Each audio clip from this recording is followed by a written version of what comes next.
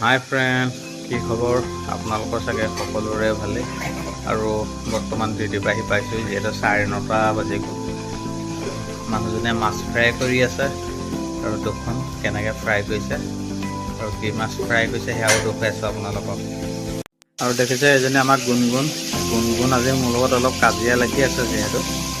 আৰু আনিছিলোঁ চকলেট, আৰু এইটো দেখিছে ডেইৰী মিল্ক চকলেট নাখায় বোলে, লেচু খায়। আৰু মই লেচু আজি বিচাৰি নাপালোঁ, কাইলৈহে পাম। দেখিছে মুখ চুখ ফুলাই এনেকৈ মোবাইল চাই আছে। আৰু আহি পালোঁহি এতিয়া পাকঘৰত। দেখিছে এয়া ৰৌ মাছ ফ্ৰাই কৰি আছে আৰু এই কেৰাহীত পিঁয়াজ দিছে আৰু মাছৰ ডিম বনাব। যিহেতু এয়া মাছৰ ডিম আৰু পিঁয়াজ জলকীয়া এনেকৈ দি বনাব।